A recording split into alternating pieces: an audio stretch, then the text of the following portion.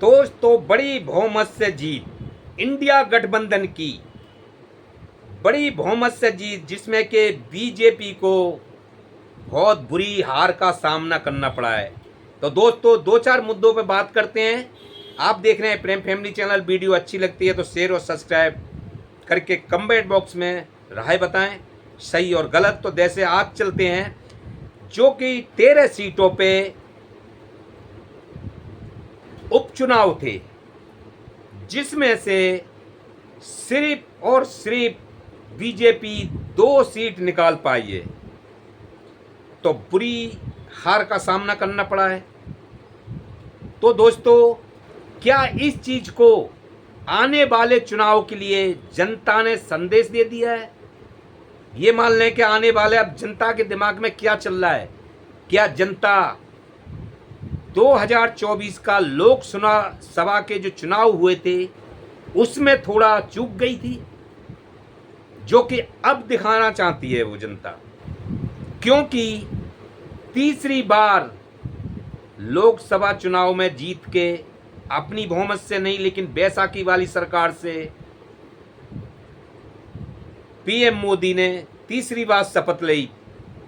लेकिन फिर भी उनका घमंड और तेवर, चालबाजी विपक्ष के खिलाफ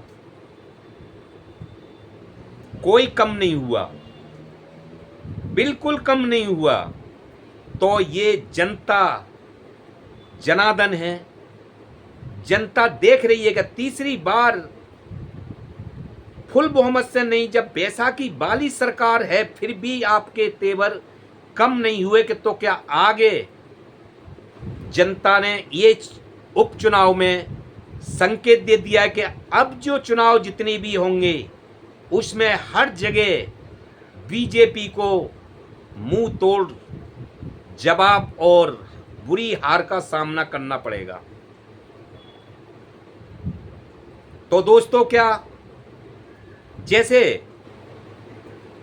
जनता सब देख रही है कि हेमंत सोरेन को 5 महीना जेल में रखा, लेकिन ईडी के पास कोई सबूत नहीं रखा। क्या उसकी इमेज का, क्या उसकी रेपुटेशन का, क्या जो लॉस हुआ उसका क्या? केजरीवाल को ईडी दद्रा 3 महीना जेल में हो गए, लेकिन ईडी अभी तक जुर्म, यानी जुर्म उन पर इतने हुए कि एक जनता के चुने हुए सीएम को आपने काम नहीं करने दिया, उनकी पार्टी को तोड़ने का काम किया, खत्म करने का काम किया, इसलिए केजरीवाल को अंदर किया। जैसे कि हेमंत सोरेन की सीएम की कुर्सी चली गई, लेकिन केजरीवाल ने इस्तीफा नहीं दिया। ईडी के पास कोई सबूत नहीं निकला और सुप्रीम कोर्ट से उन्हें नियमित जमानत मिल गई।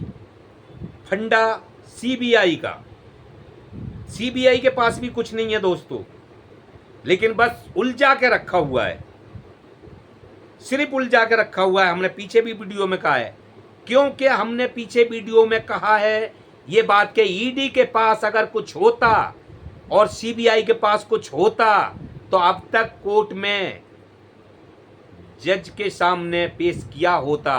हर बार मुंह छुपा के और 4 बात सुन के वापस जाना नहीं होता। है ही नहीं कुछ, तो क्या दिखाएंगे? अब ईडी ने, सीबीआई ईडी से छूट गए। सीबीआई को लगाई था ये कि ईडी का केस कमजोर हो रहा है। सीबीआई को नहीं लगा, बाप को लगा था, साजी को लगा था। ईडी का जो बाप है, सीबीआई का जो बाप है, उसको लगा था। और उन्होंने फटाफट सीबीआई को तैयार करा और रातों रात तिहाड़ जेल भेज दिया। और उसके बाद अगले दिन ट्रायल कोर्ट में पेश किया और वहां से 3 दिन की रिमांड ले ली। फिर 3 दिन रिमांड के बाद में वापस 14 दिन के लिए भेज दिया। तो दोस्तों, ये सब झमेले में रखने वाली बात है, उलझा कर रखने वाली बात है कि किसी तरह पार्टी टूट जाए। लेकिन सुप्रीम कोर्ट से बेदाग केजरीवाल बरी हो गए। कोई ईडी के पास कुछ नहीं मिला, मनी ट्रेल नहीं, कुछ नहीं। तो दोस्तों अब हम चलते हैं स्मृति ईरानी के पास। जैसे कि राहुल गांधी ने इतना बड़ा दिल दिखाया और अपने खानदान के संस्कारों को सबूत दे दिया। कैसे दे दिया आपको सबको पता होगा। स्मृति ईरानी ने संसद में राहुल गांधी पे एक ब्लैंक किस का आरोप लगाते हुए, टिप्पणी करते हुए और उनके खानदान तक पहुंच गई थी, उनके संस्कार तक पहुंच गई थी। पता है आपको सोनिया गांधी पे इस तरह ये स्मृति ईरानी इस तरह बरसी थी, हाथ हिला हिला के सोनिया गांधी पे, सोनिया गांधी जवाब दो, सोनिया गांधी जवाब दो। कितनी बड़े नेता की घराने की सोनिया गांधी की इंसल्ट करी थी ऊंचे लफ्जों में बोल के। तो दोस्तों फिर भी इसको कहते हैं बड़प्पन, कि फिर भी वो चीजें राहुल गांधी के दिमाग में नहीं है। राहुल गांधी ने फिर भी बड़प्पन दिखाते हुए और स्मृति ईरानी के साथ खड़े हुए और जो लोग उन्हें जलील कर रहे थे उन पर टिप्पणी कोई की कि इस तरह कोई किसी नेता को जलील नहीं करेगा, ये बुज़दिल के काम हैं, ताकतवर इंसान के नहीं। तो दोस्तों इसको कहते हैं संस्कार और खानदानी रईस, खानदानी राजनीति इसको कहते हैं, ना कि ये कुर्सी के लिए। अगर राहुल गांधी को पीएम की कुर्सी पानी होती तो बहुत दिन पहले ही पा ली होती, लेकिन राहुल गांधी इन चीजों की परवाह नहीं करते। सिर्फ देश की जनता के लिए,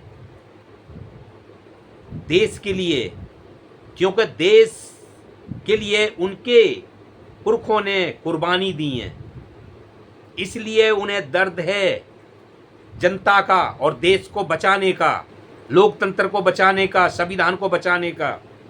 लेकिन बीजेपी को नहीं, बीजेपी को सिर्फ और सिर्फ केंद्र सरकार में जो बैठे हैं, मोदी को, शाहजी को, एलजी को, जो भी इनके धाकड़ नेता हैं, सबको अपनी कुर्सी बचाने का टेंशन है। जनता से कोई लेना देना नहीं। पूरे 2024 के चुनाव निकल गए, क्या आपने देखा किसी ने कि जनता के किसी मुद्दे पे बात करी हो? इन्होंने कुछ लेने देने की बात करी हो? नहीं करी ना। तो दोस्तों इनको सिर्फ अपनी कुर्सी से प्यार है, बाकी किसी चीज से नहीं। जैसे कि केजरीवाल, क्यों बंद करा केजरीवाल को? क्योंकि वो केजरीवाल दिल्ली की जनता को, जहां जहां उनकी सरकार है, उनको कुछ ना कुछ कर रहा है। स्कूलों की हालत सुधारी, हॉस्पिटलों की हालत सुधारी, बस महिलाओं को फ्री करी, बिजली फ्री करा, पानी फ्री करा, बुजुर्गों की यात्रा फ्री करी, मोहल्ला क्लिनिक बनवाए, ये सब बनवाए जो मोदी सरकार की और मोदी की नज़र में खटक रहे थे कि ये दिल्ली में क्या करें। फिर भी दोस्तों जनता ने लोकसभा चुनाव में मोदी को फिर भी एक चांस दिया, लेकिन साथ अब जो चुनाव होंगे इनमें शायद बुरी हार का सामना करना पड़ेगा, क्योंकि केजरीवाल आम आदमी पार्टी को जो इनने जिस तरह से परेशान करा है वो जनता की नज़र में है और जनता को काफ़ी समस्याओं का सामना करना पड़ा है, पानी से लेके बहुत सी चीज़ों का, क्योंकि पार्टी को केंद्र सरकार ने, मोदी ने काम नहीं करने दिया, ढंग से उलझा के रखा कहीं ना कहीं। तो दोस्तों आप देख रहे हैं प्रेम फैमिली चैनल। आज के लिए इतना ही, फिर कुछ आता है तो आपके सामने फिर पेश करेंगे। आज के लिए इतना ही, नमस्कार। शेयर और सब्सक्राइब करना ना भूलें। ओके, अलविदा।